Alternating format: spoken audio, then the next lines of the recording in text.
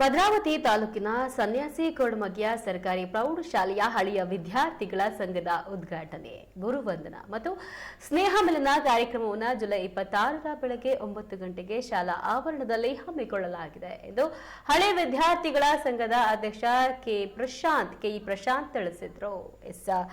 ಅವರಿಂದು ಸುದ್ದಿಗೋಷ್ಠಿಯಲ್ಲಿ ಮಾತನಾಡಿ 1989ರಲ್ಲಿ ಸನ್ಯಾಸಿ ಕೊಡಮಗಿಯಲ್ಲಿ ಆರಂಭವಾದ ಸರ್ಕಾರಿ ಪ್ರೌಢಶಾಲೆಯಲ್ಲಿ ಇಂದು ಸಾವಿರಾರು ವಿದ್ಯಾರ್ಥಿಗಳಿಗೆ ಶಿಕ್ಷಣದ ಬೆಳಕನ್ನು ನೀಡಿರುವ ಜ್ಞಾನದ ದೇಗುಲಾಗಿದೆ ಎಂದರು. ಇನ್ನು ಈ ಶಾಲೆಯಲ್ಲಿ ವಿದ್ಯಾಭ್ಯಾಸ ಮಾಡಿದ ಅನೇಕ ವಿದ್ಯಾರ್ಥಿಗಳು ಇಂದು ಶಿಕ್ಷಕರು, ವೈದ್ಯರು, ಎಂಜಿನಿಯರ್ಗಳು, ಸರ್ಕಾರಿ ನೌಕರರು, ಉದ್ಯಮಿಗಳು ಹಾಗೂ ಸಮಾಜದ ವಿವಿಧ ಕ್ಷೇತ್ರಗಳಲ್ಲಿ ಸಮಾಜ ಸೇವೆಯನ್ನ ಸಲ್ಲಿಸುತ್ತಾ ತಮ್ಮ ಜೀವನವನ್ನು ರೂಪಿಸಿಕೊಂಡಿದ್ದಾರೆ.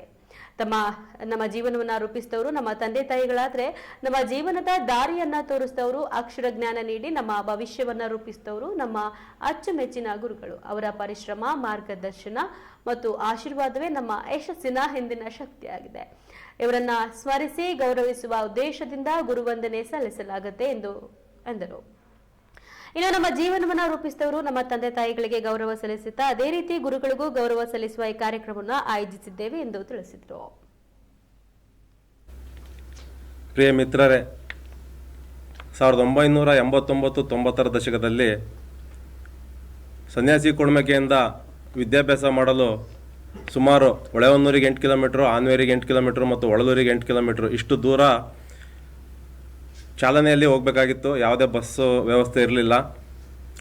ಒಳಲೂರಿಗೆ ತುಂಗಭದ್ರಾ ನದಿ ದಾಟಿ ವಿದ್ಯಾಭ್ಯಾಸಕ್ಕೆ ನಮ್ಮ ಹಿರಿಯರೆಲ್ಲ ಹೋಗ್ತಾ ಇದ್ರು.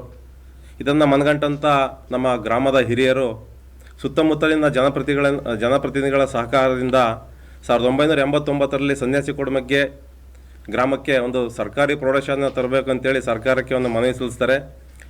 ಆ ಮನವಿಗೆ ಪೂರಕವಾಗಿ ಸರ್ಕಾರ ಸನ್ಯಾಸಿ ಕೊಡಮಗಿ ಒಂದು ಪ್ರೌಢಶಾಲೆಯನ್ನು ಮಂಜೂರು ಮಾಡುತ್ತೆ. ಮೊದಲಿಗೆ ಶ್ರೀ ಆಂಜನೇಯ ಸ್ವಾಮಿ ಮತ್ತು ತಿಮ್ಮಪ್ಪ ಸ್ವಾಮಿ ದೇವಾಲಯದ ಆವರಣದಲ್ಲಿ ಶಾಲೆಯನ್ನು ಪ್ರಾರಂಭ ಮಾಡ್ತಾರೆ. ತದನಂತರ 1991ರಲ್ಲಿ ಸರ್ಕಾರ 2 ಕೊಠಡಿಗಳನ್ನು ಸರ್ಕಾರಿ ಜಾಗದಲ್ಲಿ ಮಂಜೂರು ಮಾಡಿಕೊಡುತ್ತೆ. ಅಲ್ಲಿಂದ ಹಾಗೆ ವರ್ಷ ಬೆಳೀತಾ ಸರ್ಕಾರದಿಂದ ಅನುದಾನ ಮತ್ತು ಕೊಠಡಿಗಳ ಸಂಖ್ಯೆ ಜಾಸ್ತಿಯಾಗಿ ಇವತ್ತು 12 ಕೊಠಡಿಗಳನ್ನು ಒಳಗೊಂಡ ಒಂದು ಸುಸಜ್ಜಿತ ಶಾಲಾ ಆವರಣ ನಿರ್ಮಾಣ ಆಗಿದೆ. ಈ ಒಂದು ಶಾಲೆಯಲ್ಲಿ 1989-90ರಿಂದ ಹಾಲಿ 2025-26 ತನಕ ಸುಮಾರು 1800ರಿಂದ 2000 ಜನ ವಿದ್ಯಾರ್ಥಿಗಳು ತಮ್ಮ ವಿದ್ಯಾಭ್ಯಾಸವನ್ನು ಮುಗಿಸಿ ವಿವಿಧ ಇಲಾಖೆಗಳು ಮತ್ತು ವಿವಿಧ ಕ್ಷೇತ್ರಗಳಲ್ಲಿ ತಮ್ಮದೇ ಆದ ಜೀವನವನ್ನು ರೂಪಿಸಿಕೊಂಡು ಬದುಕ್ತಿದ್ದಾರೆ. ಈ ಒಂದು ಕಾರ್ಯಕ್ಕೆ ಅಂದರೆ ಈ ಒಂದು ಇದಕ್ಕೆ ಕಾರಣೀಭೂತವಾದಂಥ ನಮ್ಮ ಶಾಲೆಯನ್ನು ಆ ಒಂದು ಸಂದರ್ಭದಲ್ಲಿ ನಮಗೆ ಉಪನ್ಯಾಸವನ್ನು ನೀಡಿದಂಥ, ಶಿಕ್ಷಣವನ್ನು ನೀಡಿದಂಥ ಗುರುಗಳನ್ನು ಸ್ಮರಿಸಬೇಕೆಂದು ಹಳೆ ವಿದ್ಯಾರ್ಥಿಗಳು ಒಟ್ಟುಗೂಡಿ ಸರ್ಕಾರದ ಆದೇಶದಂತೆ 2024-25ರಲ್ಲಿ ಹಳೆ ವಿದ್ಯಾರ್ಥಿ ಸಂಘವನ್ನು ರಚನೆ ಮಾಡಿ ಅದನ್ನು ರಿಜಿಸ್ಟರ್ ಮಾಡಿ ಆ ಒಂದು ಸಂಘದ ಅಡಿಯಲ್ಲಿ ಗುರುವಂದನಾ ಕಾರ್ಯಕ್ರಮಕ್ಕೆ ಚಾಲನೆಯನ್ನು ನೀಡಬೇಕು ಅಂತೇಳಿ ನಾವೆಲ್ಲ ಯೋಜನೆ ಹಾಕ್ಕೊಳ್ತೀವಿ. ಒಂದು ವರ್ಷದ